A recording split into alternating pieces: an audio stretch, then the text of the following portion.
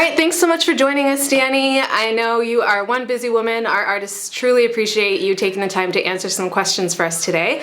And there are quite a few, so we're just gonna dive right in. Question number 1.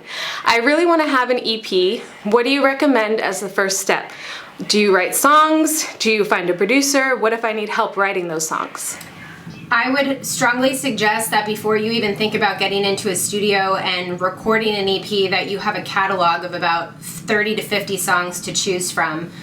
You don't want to record the first 4 to 5 songs that you've written because they're really not going to be your best work. So I would schedule as many co-writes as you possibly can, collaborate with other artists, and out of the first 40 to 50 songs that you put together, or the first 30 to 50 songs you put together, pull your top 5 out of that, and then take those into the studio to record. But keep in mind that before you actually go into the studio to record anything original, I would strongly suggest putting out some cover content and building up your fan base, because if you don't have a fan base to release original music to, then it's kind of pointless to even get in the studio and record that at this point. Got it. That makes a lot of sense. Okay, and then on that thread, how can you become a better songwriter? Do you go to workshops, collaborations, online training? How does someone get a catalog of 30 songs? Exactly. I would definitely recommend songwriting camps are great. Songwriting camps give you the ability to not just work with one other person, but multiple people in a few-day block. The more talent that you have the opportunity to work with, I mean, you got to really create those opportunities on your own, though. You don't want to sit back and wait for somebody else to coordinate those sessions for you. Like if there's an artist that you see and you like their work, whether it's an artist on YouTube or an artist on Instagram or a friend of a friend, or anybody who you've scouted out that you think has good quality work and somebody you'd want to work with, reach out to them on your own. You don't need to wait for somebody else to schedule those sessions for you. And so just be proactive, and that's the best advice that I could give you for getting that content together. It's really making those relationships and those connections on your own. Got it. Sounds good. So pretty much just consistency, persistence, just stay at it until you have the big bulk and then go for it as far as recording. You will learn some cool songwriting techniques if you do attend songwriting camps. And if you're working with more experienced writers, they might be able to help you put together the structure of your song or the composition. They can help with the arrangement. Especially if you don't really know how to play guitar, or you don't know how to play piano or any instruments to help you with that actual composition, then it definitely helps to work with other people where that is their strength. And and if it's vice versa, maybe you know how to put together the actual chord progression and you're great at melodies, but you're not a good top liner, find people to collaborate with that can fill in those gaps and utilize their strengths in the areas that you're weak. Awesome. Okay, moving on to business. How much does it usually cost to have a manager? At what point should you get one? And how do I get connected with a good manager in order to get bookings? And I'm not sure if a manager even handles bookings. That might be a booking agent, but I'll let you cover that. Honestly, you don't really need a manager, and there's not going to be a manager out there that's going to be legitimate that will take you on unless you're generating a profit with your business. And you as an artist are a business, essentially. So until your business and you as an artist are generating profit, I don't think that you really need to go out and seek a manager, because they're not really going to help you line up the opportunities initially. You're going to have to do a lot of the legwork on your own, and once you've proven that you've invested in yourself and you're actually generating revenue, then a manager would be more inclined to sign on at that point so that they would be able to work off of percentage. But if you're looking for a manager prematurely before you are generating an income with your business, they're gonna want a retainer. They're gonna want you. They got to get paid somehow. And if you're not making money, they're not gonna just work for free for a year trying to line up opportunities for you with the hopes that something will come out of it. So you kind of want to just think about booking yourself shows, booking yourself for opportunities, trying to build up your social media platforms so that you can start collaborating with different there's so many different websites that are out there now that, like, for example, Popular Pays. It's a great site that connects social media influencers with big brands, and the brands will pay the talent to feature different products and different services on their feeds. So if you can start setting up those opportunities on your own and building that profitable business, then at that point, I think it would be a good idea to start presenting yourself to different managers to find out who would be the best fit to help you even take your career further than you've taken it on your own. So it's safe to say a manager needs something to manage before you bring them on. Exactly. So is it a red flag if a manager wants to ask for a retainer once you are pretty established, because it's the norm to take a percentage, or do they ever take a retainer and a percentage, or is it always percentage? No, they don't take if you have a manager that's looking for a retainer and a percentage, that's just definitely a red flag.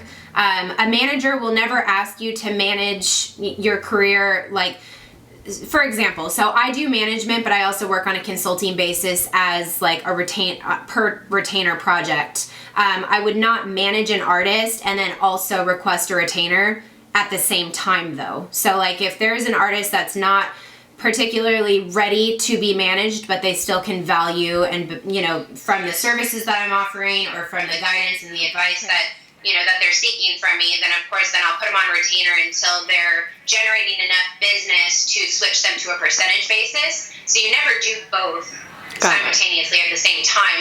It's either one or the other. And if they are taking a retainer, you technically wouldn't refer to them as a manager. You would refer to them as like your consultant or a representative. But when it comes to management, it's strictly percentage based, and the standard is 15 to 20% usually for management. Got it. Okay, good to know. Next question: can I get connected with an A&R person without signing with a label? And then if you could just break down what an A&R is for those who might not know. So A&R is artist relations or artist and repertoire. There's a lot of independent artist development companies that have A&Rs. And then obviously all the major record labels and the big machines have A&R reps as well.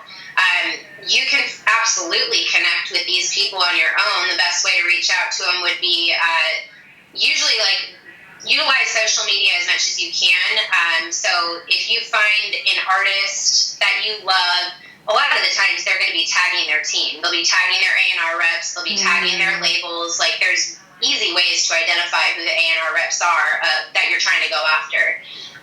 Another way to touch base and connect with them would be on profiles like LinkedIn. LinkedIn is a very professional way of contacting A&R reps and finding out, how you can submit your music. However, a lot of the time they're not going to accept unsolicited material. So that's where it comes in really handy if you have a friend who's friends with them, or if you have a manager or a professional representative who has a relationship with that A&R. Because a lot of the times if you were to try to reach out to them on your own, they're not probably going to get back to you unless there is a relationship there. Or if you had a connection or a friend or somebody who was the middleman between that relationship, you're going to be a lot more likely to get a response from them. And I also really think it's a waste of time and money to put together actual physical press kits and mail them out, because I've done that in the past for talent and spent tons of money and tons of time getting those out. And honestly, like, they're going to end up in the trash can. Like, they get so many hundreds and hundreds and hundreds of submissions every day. I get a ton of them just to my business as well. And I look at them, but I'm like one of the rare occasions, like when you're submitting to major labels, they're just usually going to get dumped. So yeah, just make sure that you foster that relationship, and maybe you want to start out just like invite them to lunch, or just do something, or maybe you can be of value to them somehow. Maybe you want to intern for them and kind of get your foot in the door in different areas of the business before you really try to submit yourself as an artist. Think of, out of the box creative ways to get them to actually respond if you are going to attempt to do it without a middleman. What other things are available to artists even though they're not signed with a label? Clarify for me. I'm imagining what they mean with this question is labels come with a lot of backing, so a lot of marketing, they land you gigs, they have pretty much a whole team. If you never get signed by a label in your life, what other options are there? Are there options? Should you just quit? No. Actually, like, I'm a huge advocate for independent artist development.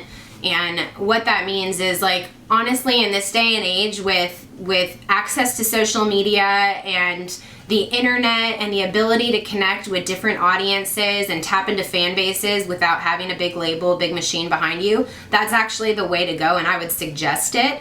I know plenty of independent artists that are very successful on their own without having that big machine behind them, and even more so than if they were to be signed by a major label, because most of the major label deals that you see these days are 360 deals, which means if they're going to give you, let's say a record label gives you $1 million signing bonus, people think that, oh my God, this is the best thing in the world, like I just got this giant signing bonus, and they don't realize it's a loan, and every single penny of that loan needs to be paid back and recouped before the artist is going to see a profit. And even if the artist does get to the point where they've paid back that $1 million loan, the label's still going to own 50% of everything you do for the rest of your life, or for the rest of the term of the contract, which might be 8 years. So if your label's taking 50%, and then you've got your manager taking another 15 to 20%, and you have your agent taking another 10%, and then you have a publicist, and then you have, I mean, it just, like, the artist makes no money usually unless they're a giant success, which we all know that's like 1 in a million chance. You know, all the stars have to align. So I would really strongly suggest do whatever you can on your own to create your own success, put out consistent content. It has to be quality, consistent content, but you can just as easily compete with these major labels without actually being signed to one. So yeah, just stay true to who you are, put out good stuff, and people will respond, and eventually you might get to a point where you're even able to negotiate a better label deal when that opportunity does come knocking on your door, because you've made it on your own first. So this next question kind of goes along with all the legal stuff you were just talking about, and labels and all the drama that brings. This question says, is it generally true what Taylor Swift said, that one of the first things an up-and-coming artist needs is a good lawyer?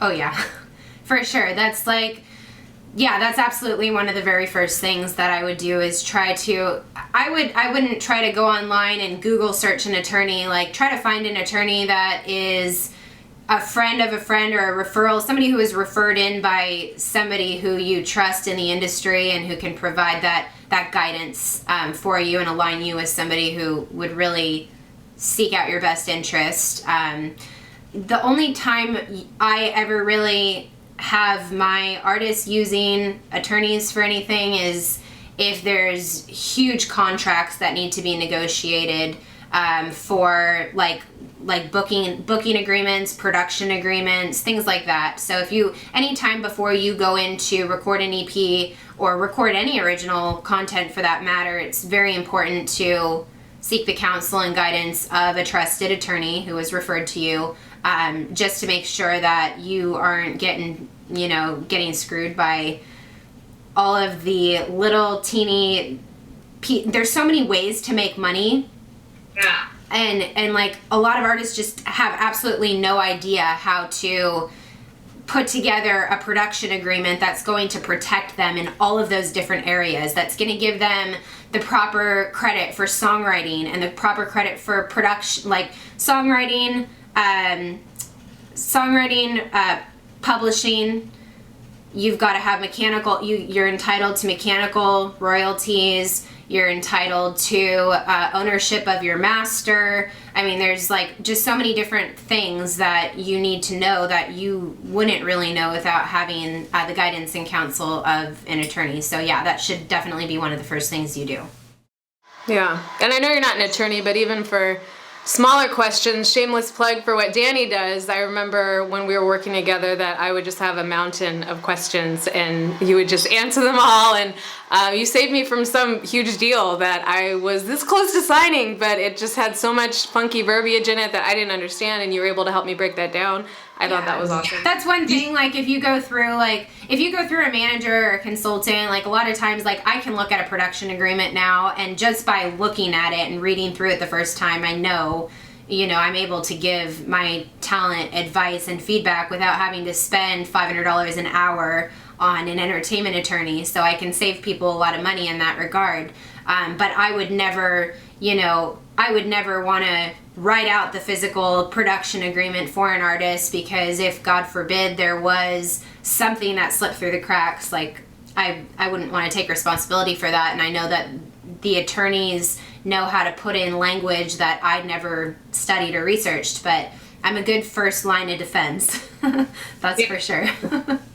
And then the next question asks about labels again. So just to clarify, what's the current industry norm regarding contracts? Is it the 360 like you talked about, or are there shorter contracts? Are most of them long-term? Indie record labels, you'll be able to negotiate shorter term contracts most of the time, because they're not putting as much money down. They're not putting $1 million behind a radio single with expectations of recoupment. A lot of times it's a lot less than that. They don't have those budgets. But the industry standard is that if you were to get signed to a big label deal, then you are for sure going to most of the time be signed into a 360 deal, and those terms can vary. I mean, it could be a trial contract where they lock you in for 18 months. A lot of the times they're going to want to lock you in for 3 to 5 years, maybe even more though, if they're giving you that much money up front, because the first 2 years of your contract could be you in a studio with their writers just trying to come up with your sound, trying to get your image branded. Like, they're not going to jump the gun and purchase a radio single for you and put you on the air. They're going to spend time in the development phase. But a lot of times now, the labels don't want to take that risk anymore. They don't want to take the gamble of spending 2 to 3 years of their time and their money and their resources developing you, which is why it's so important to develop yourself on your own, align yourself with a good artist development company, get yourself to a point where you're profitable, and then you're going to have a much better chance of ever even turning the head of any major label A&Rs. Got it. So on that thread, if you're going the indie route, trying to make things happen for yourself, how do you get things like placements? So for instance, if someone wanted to be selected as the vocalist for a movie or a television show, if you're not backed by a label, how does an independent person go about something like that? It's really not a submission process, to be honest with you. These music supervisors that run these, giant companies like NBC and MTV and Paramount and, all of these giant companies that are responsible for selecting the artists that are featured as the main vocalists on these movie soundtracks, they're scouting you. Like, they have their A&R people out there looking for the talent that's on the market, and they really, a lot of times, they look for power vocalists. People that are undiscovered because they don't want to pay a major artist to, you go and hire Carrie Underwood to do something, it's obviously going to cost them a few $1 million more than if they could find an undiscovered independent artist who has just as good of a vocal range. And so they have their people out there scouting the talent that they would hire on for those type of opportunities. It's really not, like I said, it's not a submission process most of the time. So that's why it just brings me back to my point where it is so important to have your social profiles need to be in alignment. They have to be consistent with each other. You want to make it very easy for A&R reps and music supervisors to identify you and to find you, so that when these opportunities do come up, you're in the back of their mind. Sometimes publishing companies will submit you for some opportunities like that. So if you have a publishing deal, then absolutely there could be opportunities that come out of that publishing deal. But I wouldn't bank on it, because they're also submitting 500 other artists. So the best thing you can do is just be prepared for when the opportunity comes to you. And if there are opportunities to submit, they're few and far between, but it is possible. So just be ready for when that happens as well. And then when people are scouting you for that kind of thing, do numbers come into play at that point? I would assume they'd probably pick a more popular YouTube channel than a less popular one.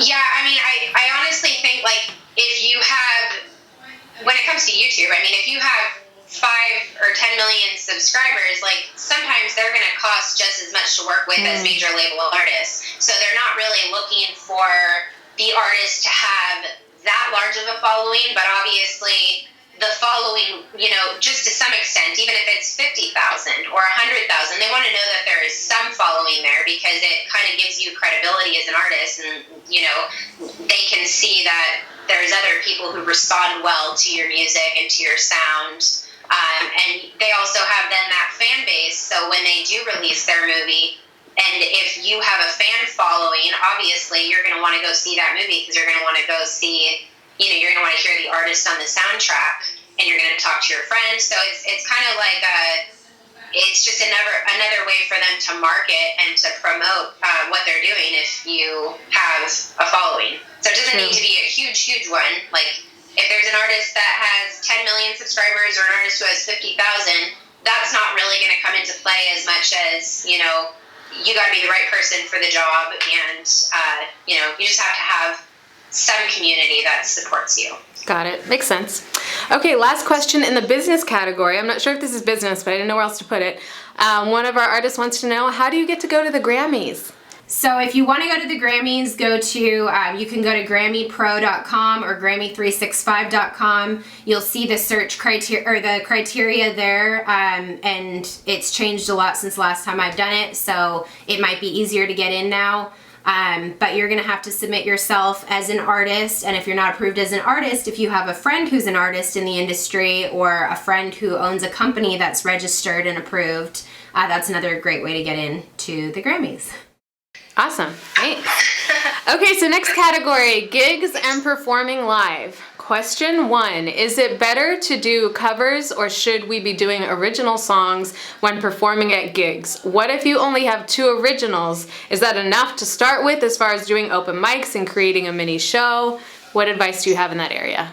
I think that if you want to record if you wanted to perform your originals, like, it's great to do open mics and just kind of get your feet wet, and that'll give you some good experience. But if you're looking for paid gigs, like, I book a lot of corporate events.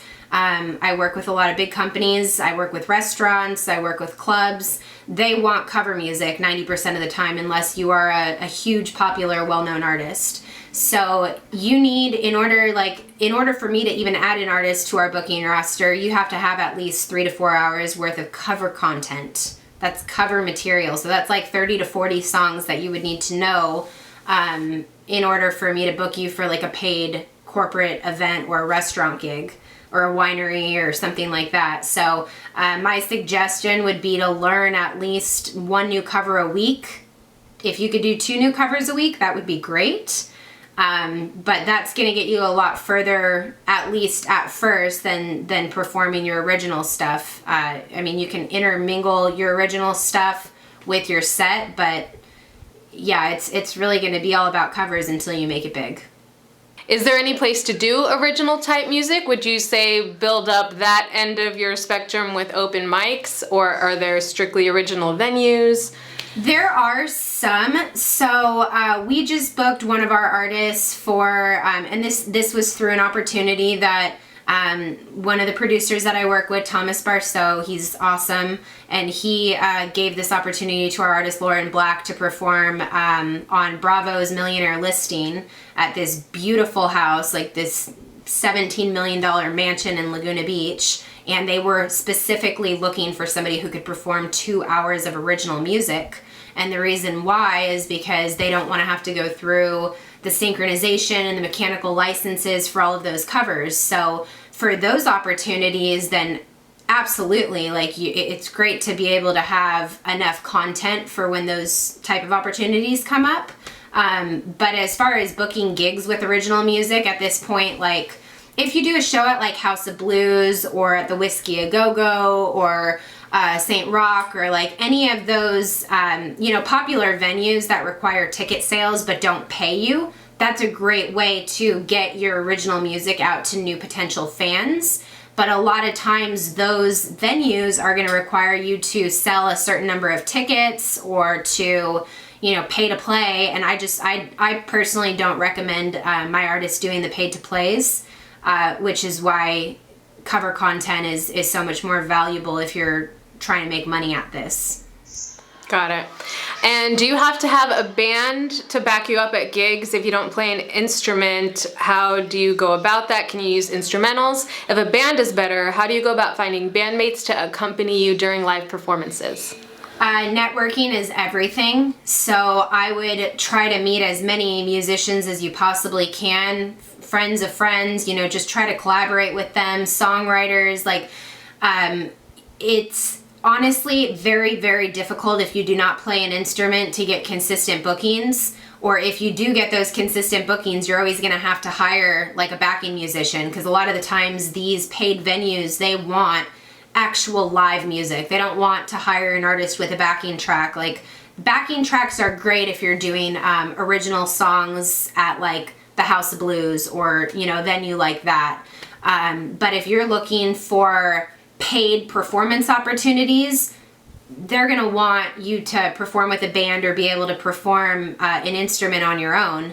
So it would cost you a lot more money if you had to source a guitarist or source a keyboard player to accompany you. So I would just really recommend that as part of your artist development, that you get really good at one instrument so that if you needed to accompany yourself, you can in those type of situations.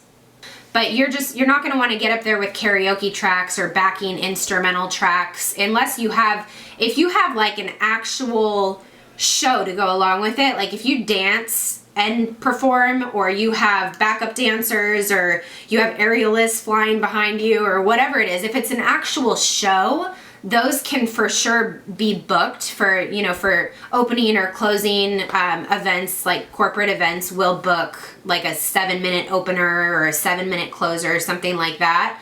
But you really don't need like a 40 to 50 minute set of that at this point, I don't think, in your career. I mean, If you can find an opportunity that pays, wonderful. But just with my experience in booking, it's very, very rare that they would hire somebody for longer than an opening or closing act unless you play an instrument. Okay, next question. How do you go about getting gigs and also landing an opening act type of gig with a more famous group? So, as far as getting gigs, at first you're going to have to be your own booking agent. So there's no booking agent that's going to want to bring you on to book you unless you've had experience or you've got relationships already with some venues, or you've proven yourself to some degree. So trying to find out who the talent buyers are, who the entertainment coordinators are at local, whether it's a restaurant or a brewery or a winery or any hot spots, like you are going to have to do that on your own initially. And then once you've proven that you can get, that you can draw a crowd and you're able to, you're getting callbacks and you're maybe even on like a residency where the venue will hire you on a weekly basis, then you're going to get the interest of a booking agent because they get paid on percentage. So they're going to want to know that the more that you can prove you're able to generate from a gig, the more they can book you for. And the more they can book you for, the better shot you have of getting somebody to want to pick you up and add you on their roster.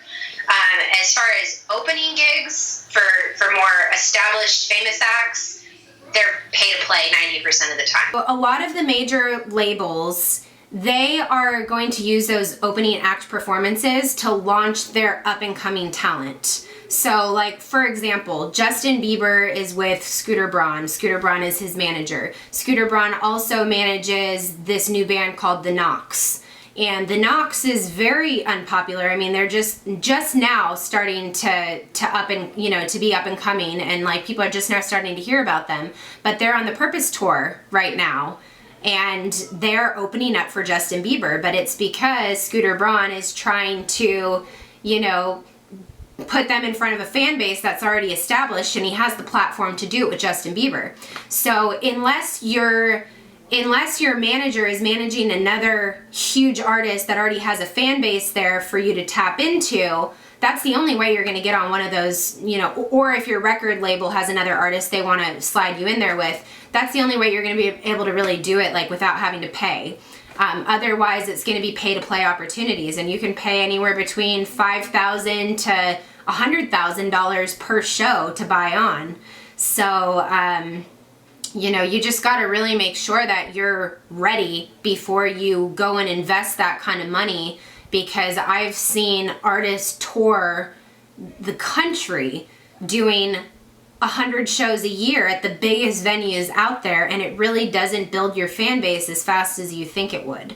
So it's honestly, you're gonna build your fan base quicker by putting money and putting time into online virtual marketing and social media, because you're able to reach such a larger target niche audience. Because just because you go on tour with Selena Gomez or Justin Bieber, it doesn't mean that those fans are necessarily going to respond to your music. They went there to see somebody else. They might even go on their bathroom break during your performance. So I wouldn't personally go and spend that kind of money to do that show unless it really, really, really had to make sense.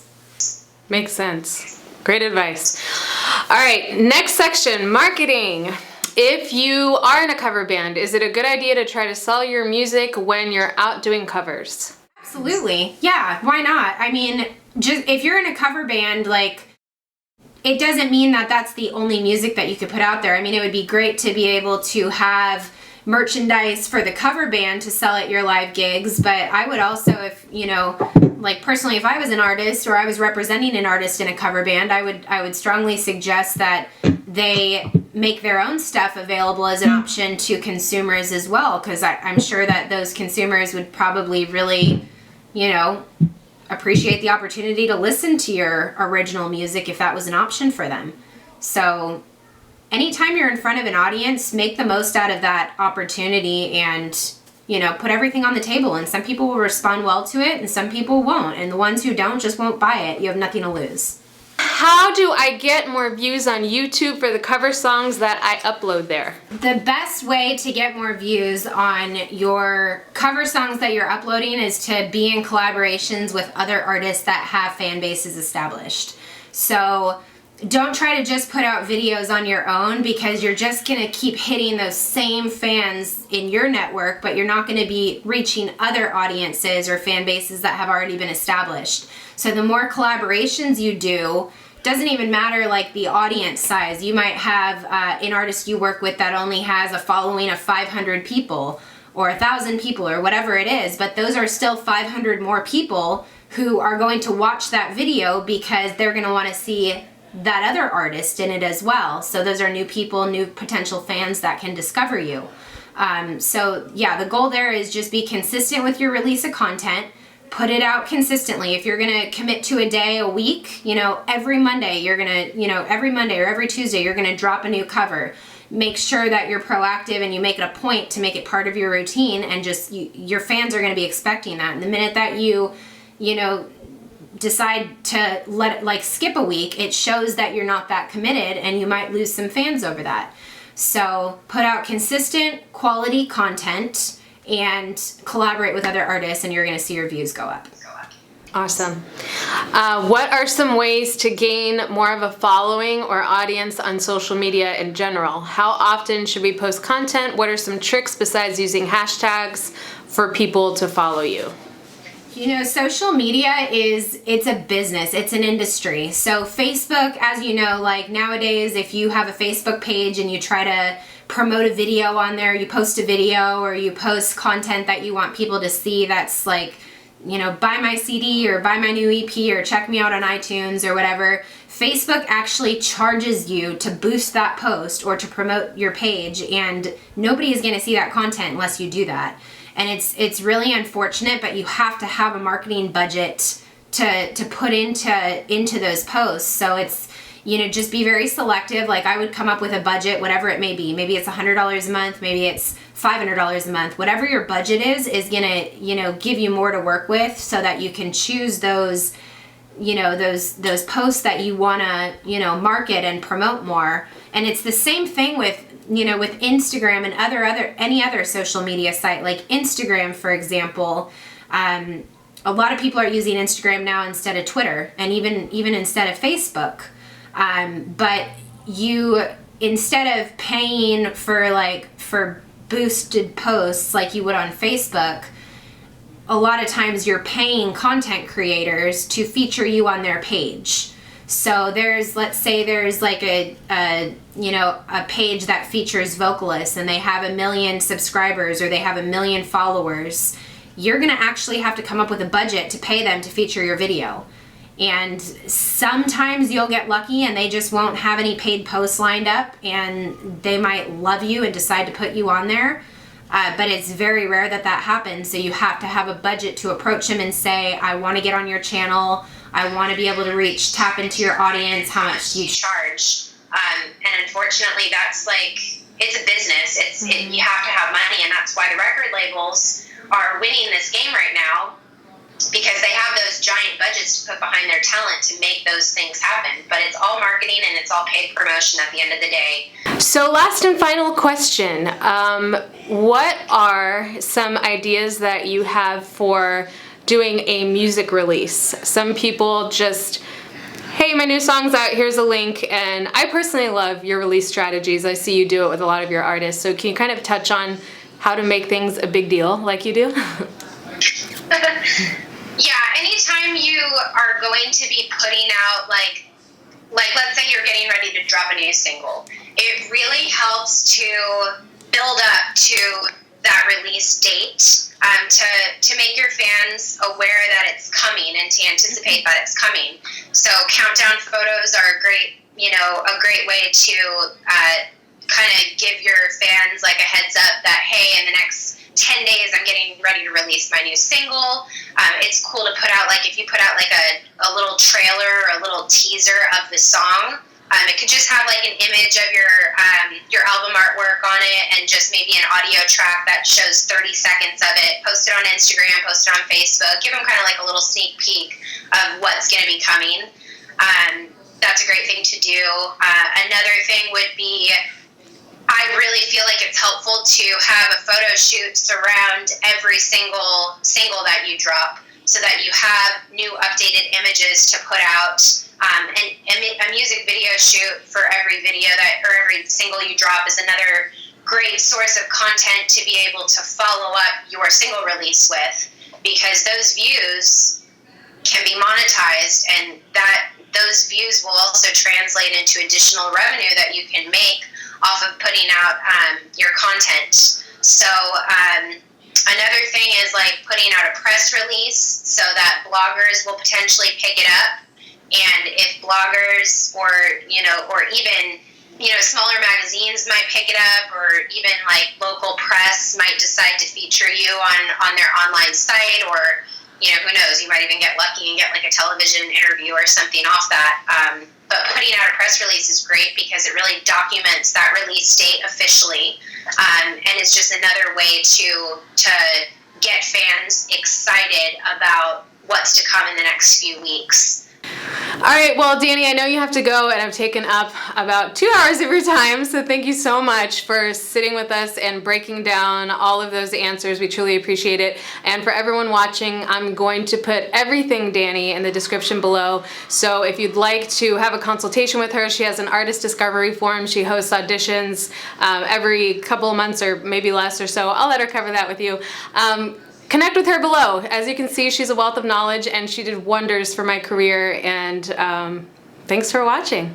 All right, thank you, Dani. Thank you so much for having me. Appreciate it. And scene.